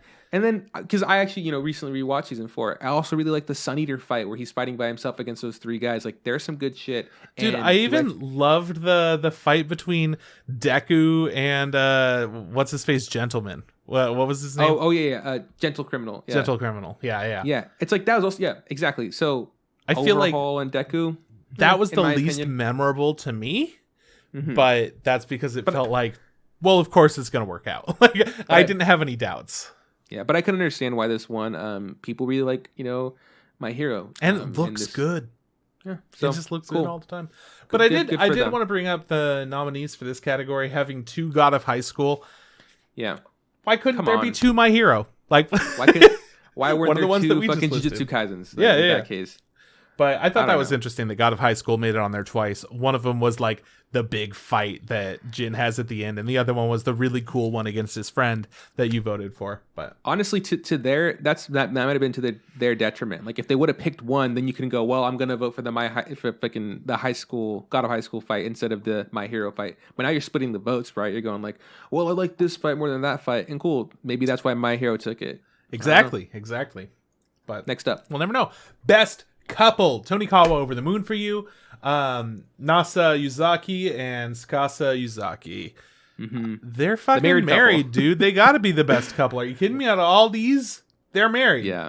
I know that I voted for just the Rent a Girlfriend because I was like, I watched that show. I didn't really watch much of the other ones. But yeah, it makes sense for this one to win. This show was a love story, I guess. So we didn't watch it. Literally, the art is them getting married. Yeah. So if you chose cool anything else, if you chose anything else, it's just because you didn't watch that show. That's all that I think. So yeah, for sure.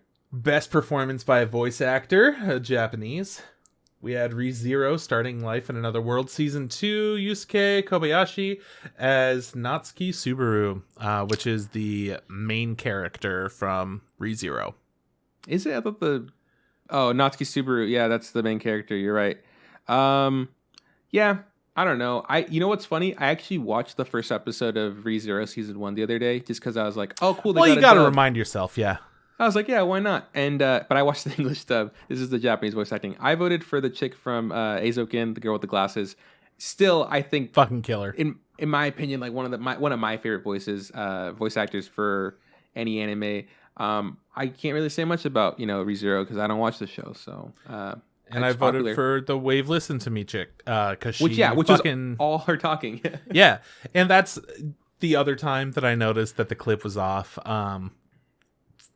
Particularly for this category, like the show starts out with her having an insane monologue, and she does that a lot in the show. And they chose a pretty tame part for the clip. I was like, "What?" That's the part where she fights the bear. They didn't even choose that part for the clip. That's a good one. Yeah, man. Anyways, best performance by a voice actor in English: My Hero Academia Season 4. Zeno Robinson as Hawks. And yeah, they showed a clip of him doing some stuff, and he sounded intense and good. Yeah, this was another one where like voting was. I think we voted for Johnny Young Bosch just because that's who you voted for, and he has such a unique voice compared to a lot of other men in voice acting. I think, and again, this was one that I didn't really put too much thought into because we don't watch the shows in English. We watch them mostly sub because that's how they air for us. I will say Zeno Robinson did get a chance to kind of talk about it, except with the video clip.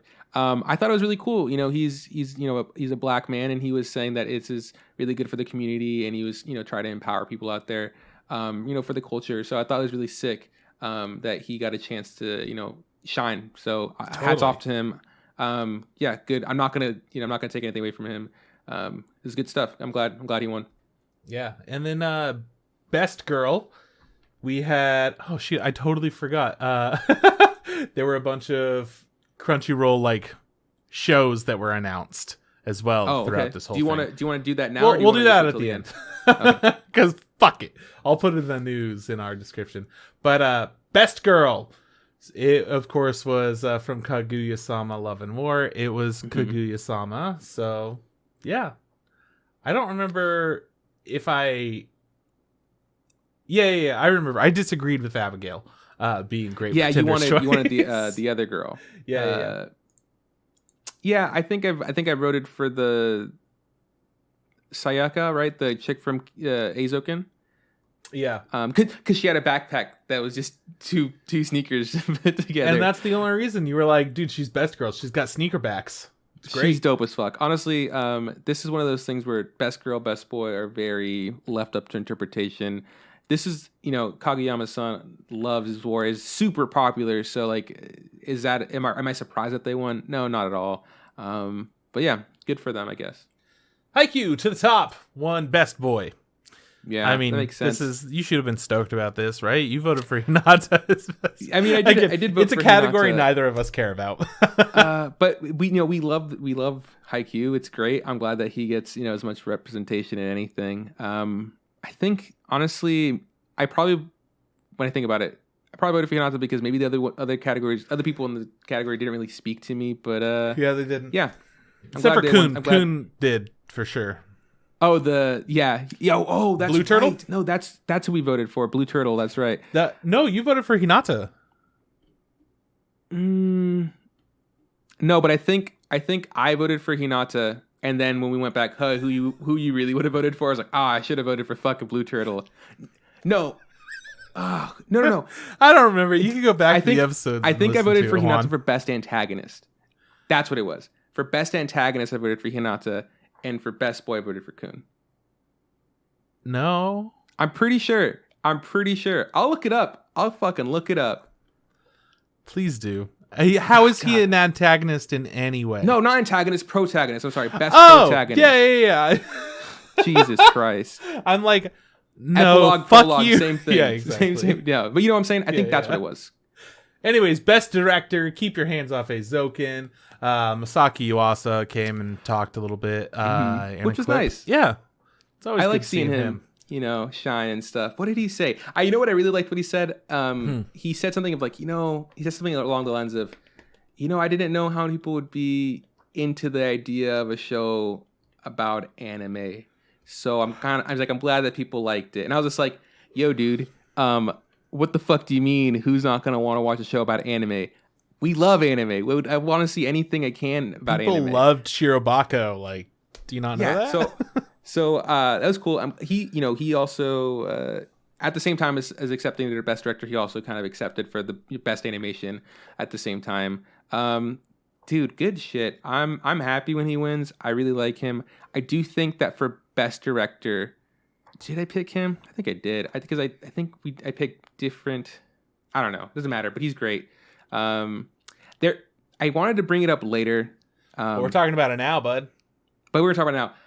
The fact that Great Pretender got snuffed in everything, every single category, didn't win a single one, blows my mind. Easily the best show from last year, easily. But okay, we're not going to spoil what did win Anime of the Year. If you're watching the Twitch stuff going on right now that we're recording, you already know who won.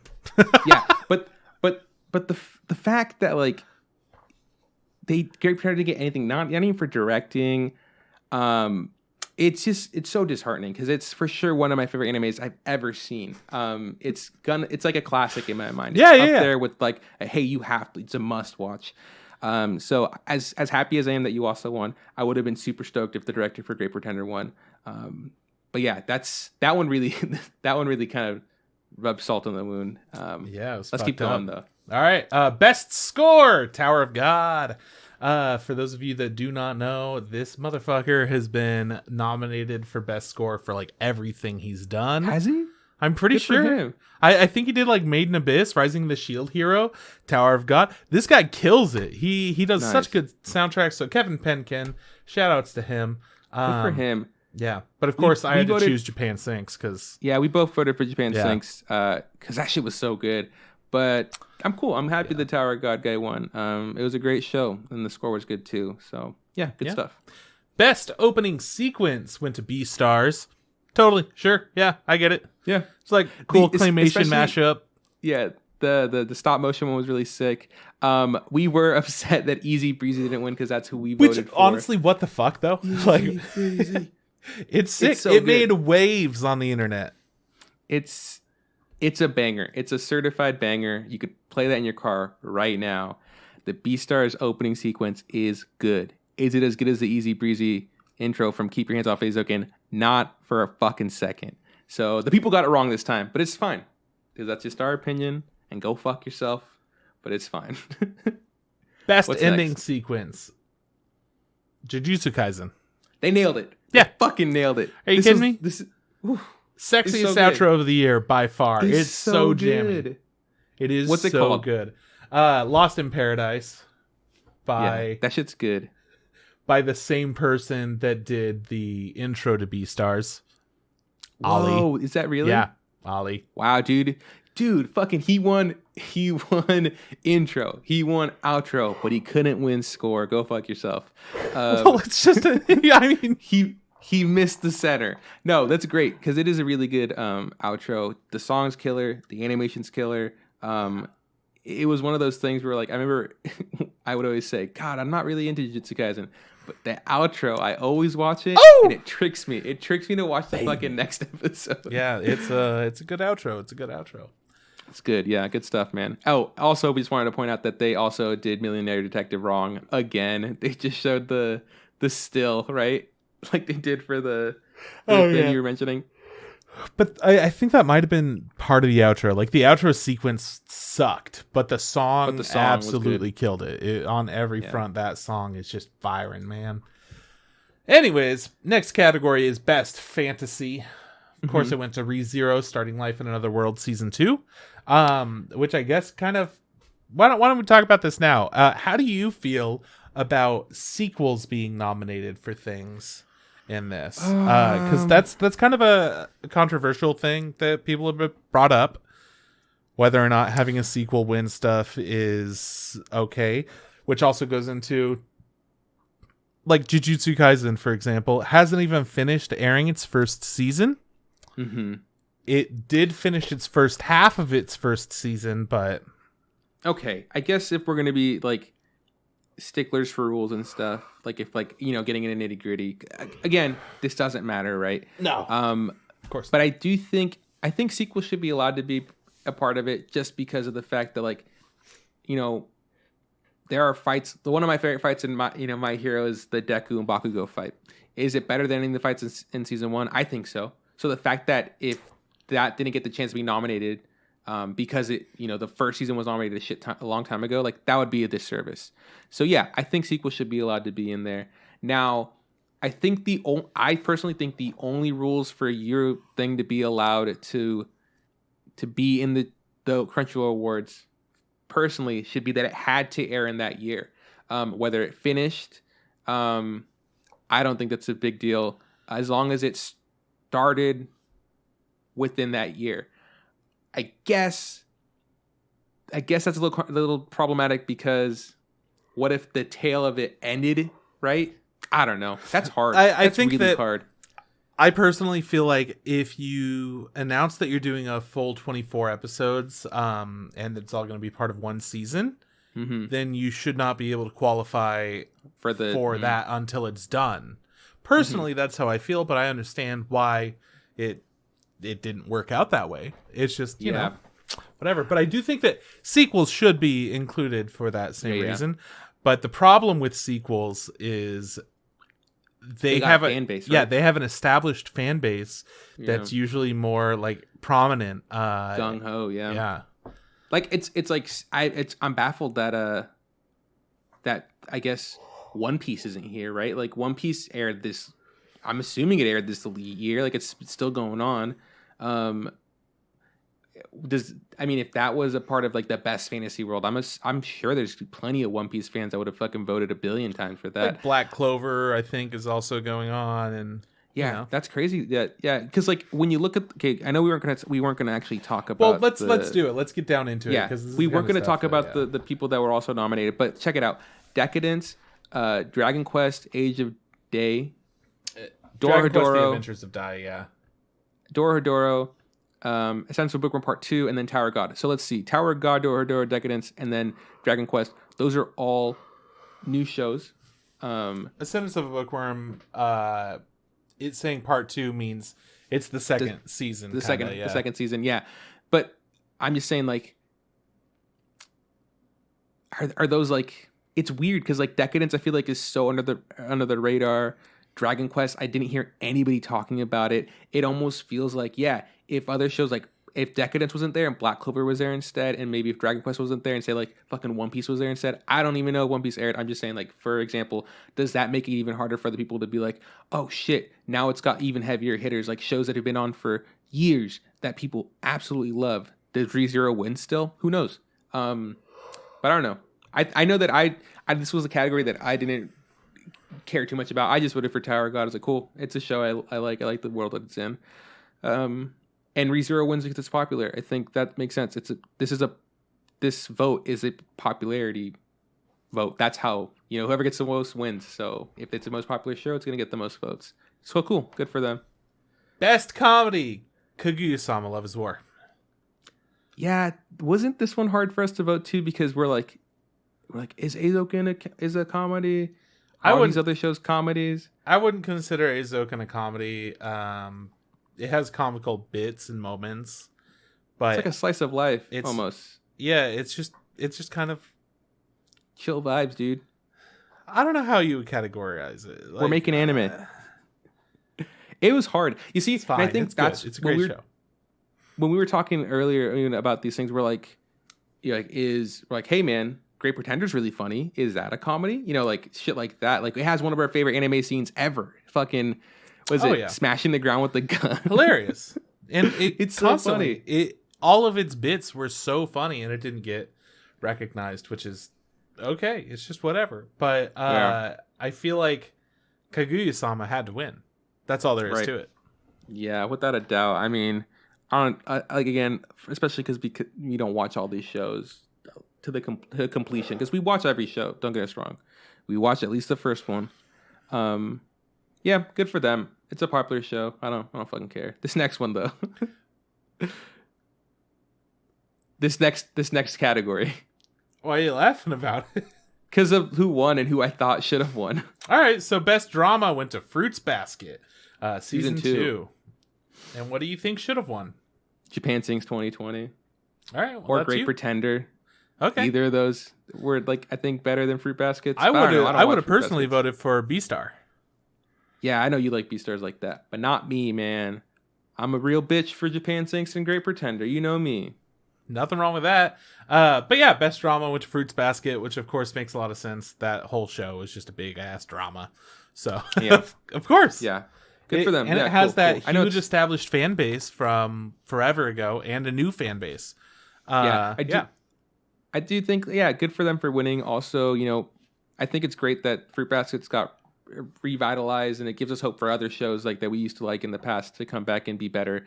Promised Neverland season 2 would be really cool if they just came back. Come on, dude. Too soon. Why would you say that? It's not too soon. They need to brotherhood this shit, man. All right. I read somewhere that people were like, especially because of this last episode, they're like a petition, like cancel the season. Fucking just stop making it. Just stop right now. Yeah, nobody cares. Yeah, it's funny. What you got? Best Protagonist, which went to My Life as a Villainess, All Routes Lead to Doom, Katarina Klaes. Yeah. Klaus. I don't know how to say her last name. This one, I don't know. This was in the show that we watched or enjoyed. This is the one where I voted for Best Protagonist, and I voted for Hinata. I thought that this was interesting, though, because it's specifically, like, my next life as a villainess. Like, isn't that a comedy? No. For, like, protagonist or whatever. Like, you think she should... No. Yeah. You think she should have been under the category of antagonist? I mean, I don't know. I just think it's funny that she won Best Protagonist. Oh, okay. Okay. Yeah. I get especially because she's the villainess. That is funny. I didn't think about it like that. I thought you were like, yo, dude, she's a bad guy. But you're like, no, Trip, she's supposed to be the bad guy, but she's actually a good guy. Mm-hmm. That's funny. Good job, Trip. Good way to point that out. Yeah. It's fun. I like that. Anyways, best antagonist went to Jujutsu Kaisen for that character that's hardly even in the anime. All right, let's keep on going to the anime of the year, which is also Jujutsu Kaisen, which hadn't even finished airing yet. Yeah, and that's Crunchyroll Awards. This is the one that like really, that you and I were just texting back and forth, like, really? This one won? Really? God, yeah. I really thought Great Pretender deserved this. I wholeheartedly believe it was the best anime of the year. Yeah, without a doubt for me. I think it's a classic. It's a top 10. It's something I'm going to recommend to everybody. But looking at the list, like, I was like, dude, I think Eizouken is better than fucking Jujutsu Kaisen. I think Great Pretender is better. I liked Pararanman more. B-Stars, yeah, better. Dorohedoro, maybe not. Like, it was, like, there's just shows, in my opinion, that I thought were better than this show. Like, I'm not interested in it. But when I thought about it, like, really deeply, like, hey, man, it's a new shonen. A lot of people that like anime just really like shonen. You know what won best anime last year? Demon Slayer, which is also a very popular shonen. So it's like, am I really surprised? No. I do think it was funny that you and I just kept writing back and forth. Hey, man, we just don't know anime. Maybe we just don't know anime, man. Maybe we're just not in the loop. We just don't know anime. We just don't know anime. But I guess, again, let's go back to the fact that sequels were able to be voted for and whatnot. I think Haikyuu Should have gotten some killer representation. Every episode had me on the edge, man. I wanted to see that. The hype moments just being like things that everyone just does normally, but it's this character doing it for the first time. That is so cool and so interesting that they were able to make it work that well. They put a heavy emphasis on the antagonists of the season and wind up humanizing them and making them a lot more interesting. Overall, I think it's surprising that Jujutsu Kaisen won when it didn't even finish, and then there were other things that did really good jobs that didn't get nominated. It just the whole thing's interesting to me. I don't know why they would do that, but I don't know if they mentioned it. Maybe they did and I was listening. But I don't know how they come up with the nominations. Is it something that we're supposed to also put in? Because I think that's Crunchyroll. Yeah, because the people that decide who win is absolutely the people. Like, they're the people who put the votes in, and they're like, cool, this is where my votes went. I think it's an internal, like, hey, what are the categories? And then everyone decides on those as, like, a bigger team.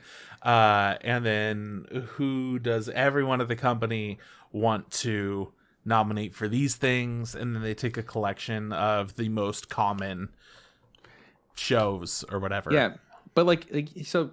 that being said, I don't think that's maybe the right way to do it, especially if you're having like the people pick. Maybe you might as well make the people pick the nominations too, because like you said, how did Haikyuu not make this list? How did ReZero fucking not make this list? How did Appare Ranman make this list? Even though I fucking love it, I'm sure. Oh, I would never say that Appare Ranman's one of the best shows I've ever seen. It was just best enjoyable. Shows of the year. I really enjoyed it. Was it the anime of the year? No, not even close. In 2 years, I'll forget about it. Yeah. It's strange. I think they need to do a better job of figuring out these nominations. But again, who cares? It doesn't fucking matter at the end of the day. There's no real like stakes to this. It might matter to the anime industry, but I sure hope it doesn't. I don't think it does. I mean, at least not yet. Maybe it will down the line. The fact that these directors are actually like, because it was a few different directors. Mm-hmm. I think there were like 2 or 3 that got involved with this, as well as like voice actors. For the different shows and different characters, like the ReZero voice actors dressed up as their characters and talked a little bit there in between the categories. But I think that might also be just like something that happened because of like the time we're living in, because of like, hey, COVID and stuff. Like, hey man, this is essentially for your promotion. You're welcome to speak and do whatever you want, and we're gonna put it, and everybody's gonna look at it. So they might be like, yeah, we don't have anything else going on, kind of thing. Because some of them, like that one felt like, yeah, absolutely, they went the extra mile, did the extra work. Not saying that our boy from fucking was it Yuasa didn't love his, but his felt like he just like they put a camera in front of him, maybe even like an iPhone, and they just kind of talked and it was done.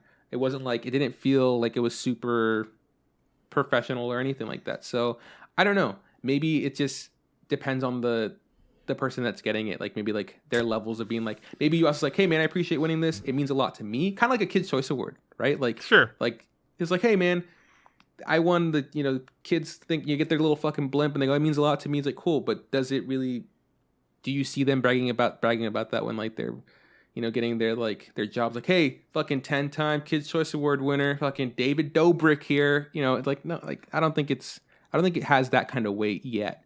It could. I think Crunchyroll Awards could have that kind of weight. But again, things only get that kind of weight if people like let it or if you allow it. Because like the Oscars and Grammys for a very long time are like, I don't know, people think they're so fucking huge. I don't fucking care about the Oscars anymore. Like after I noticed like how bullshit it was, especially with like people just nominating their friends and this person winning again, when like I'm like, there's definitely better actors or definitely better movies or better scores that year. It's just all politics. So maybe, I don't know, maybe that's why they do it in-house. Maybe they don't they want to avoid stuff like that. But for transparency, I think they should change the way the nominations are, because I don't agree with all nominations. I think I had more to say about nominations than who won, honestly. Hey, do you remember that time that we went to go see the premiere of that My Hero Academia thing, and it was Japanese with subtitles, and then all the English voice actors were there, and there was one voice actress from My Hero Academia from the original like Japanese running, and it was the invisible girl that wasn't even in the movie? Yeah. That was wild. Or were we watching the premiere episode? I don't really remember. Mm, Regardless, no. I think that was the premiere episode because of season they 4. had been. Yeah, they were talking about Lemillion was there, the guy that just got casted him as being a happy-go-lucky guy. Right, yeah. And then they showed they showed the first episode, and it was a recap episode, and it was in English. I was like, it was in English. It wasn't dubbed in Japanese. But we absolutely watched the movie in Japanese and with the subs, and was the director there? I don't know. Okay, so was it that we watched the English one and they for some reason had the Japanese voice actress there then? Is that what it was? I think that might be. Okay. I just remember it being fucked up and weird. And that shit just kind of happens sometimes and whatever. I just thought it was interesting and thinking about the Crunchyroll Awards and how like they have certain people come and do these things or whatever. Mm-hmm. It just kind of felt like that to where like, let's just do something, but like not too much.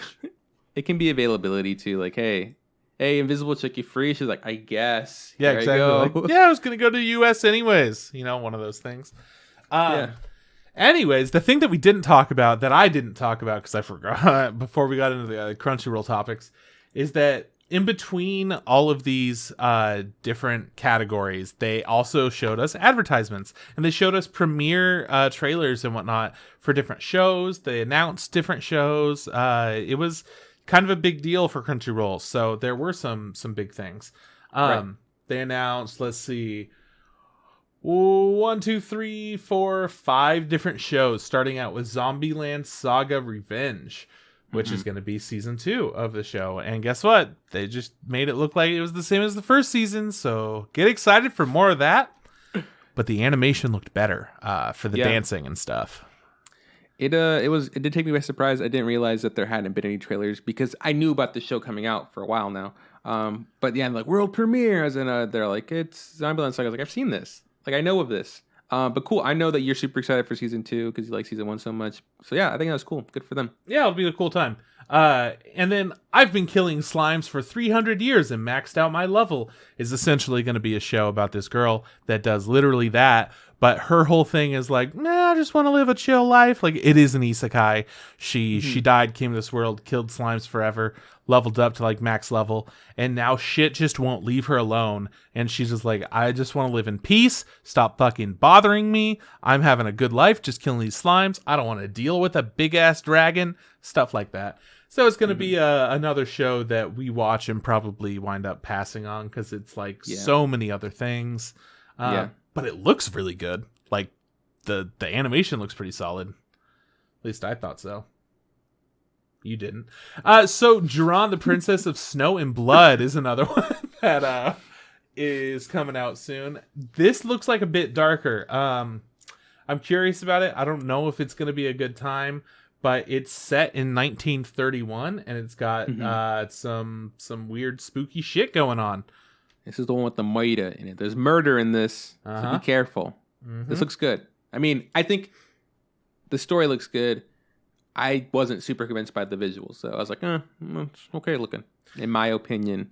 Yeah, we'll find out how good it is. ODDTAXI. Now, this is a show that came out of fucking nowhere to me because I'm sitting there expecting like anime shit, of course. And then it just shows like a taxi floating through space, spinning in 3D animation. And I'm like, this is the trailer? Like, what's happening? This looked like fun. Yeah, it looks really interesting. Essentially, it's going to be a city of a bunch of animal people that go with this taxi driver. Yeah, and he just talks to them. It's like, wasn't there a show, like a reality TV show, it was like Taxi Cab Confessionals or whatever, whereas it's like people would get rides and they would say like their deepest, darkest secrets. It's like the anime version of that, I guess. Because not only did we see the trailer, which is kind of short, but we also got to see a little clip of like the director talking about it. He's just like, yeah, this is what the thing's about. It's like he's just a taxi driver and he gets, has a lot of wild passengers in him. I was like, oh, cool. This sounds interesting. I hope it's entertaining. It sounds different. So, yeah, I'm really actually looking forward to this one. Yeah, we'll see if it's any good. Finally, Tokyo Revengers, which is about some boys that just keep fighting because they gotta fight. Yeah, the Revengers. I think my friend Kyle told me about this manga like a while back. He told me to read it. And I think I added it to like a list, but I never got around to it. So yeah, I know of this in name. I don't know anything about it. I'm gonna check it out. I did notice a lot of boys with like blonde hair or white hair. I was like, okay, cool. Maybe there's just a gang of white haired boys out there beating them people, with different hair colors. So that's what the show's about. You heard it here first. Yeah. Anyways, it's also it's doing some erased type shit where this kid goes back in time 12 years. Oh, I know exactly what this is actually. Then Kyle told me about it. Yeah. It actually does sound interesting from the premise.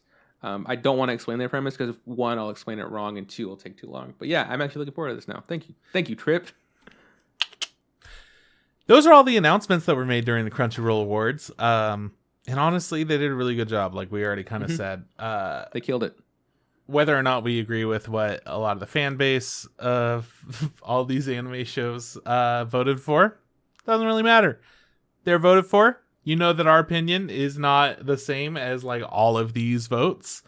And for some reason you're listening to us. So thanks for that. Yeah. I mean, they won. They rightfully won. Good for them. It's not a big deal for us to like let this, weigh heavy on our minds, hearts, and souls and stuff like that. Not like season 2 of Attack on Titan that I'll never fucking forgive, and season 2 of Promised Neverland that Trip was holding a heavy grudge to. So yeah, thanks for checking out the episode. And if your show that you voted for won, congratulations. Yeah. Good on you. Hell cool. Yeah. That's the shit. Next week we're doing I don't know what it's fucking called, but it's on Netflix. It's the mini JoJo side show. It's about a character who, I don't know, fucking manga stuff comes to life. I don't know. It's like 4 episodes long. It's rated MA, so we're gonna have a time. And then maybe Darcy's Wing. No, definitely not Darcy's Wing the week after. Definitely we're gonna watch something else. I think it's the fucking Pacific Rim anime. I don't know. That comes out the week after. I don't know. I just said no because I'm going to be on call for work, and I like don't want to, because we're gonna have a nice little chill time watching it with Wes whenever we can. That's right. Agree to do it. And I don't want to be on call. Yeah, no, I feel that. Cool. Okay, so if you like our theme song, check out Not Mars on Spotify. He's got that new single Paperweight. Check it out. It's good. Trip, where can people find us? Facebook. That's it. That's the only place that we're at. No, Facebook, look up the Instagram podcast. Same thing goes for Instagram. Look up the Instagram podcast. If you want to send us a tweet at Instant Ramen Pod. Podcast Benefit. And you can shoot us an email, instagrampodcast@gmail.com. We stream every week before the episode goes up. Usually it's on Wednesdays, sometime between 8 and 9, but this week it was on a Tuesday, so sorry for anyone that missed it. Juan's teacher really fucked us over this time. Yeah. But thank you guys so much for listening. It's really cool that we're able to do this and just have a chill-ass anime time with all the boys and all the girls and all the homies that have ever lived. Absolutely. It was a great time. I love hanging out with you and Wes. They're the only 2 things I care about in this world. So this is bye from Juan. See you around from Chris. Hey, Trip, don't forget. Just add hot water.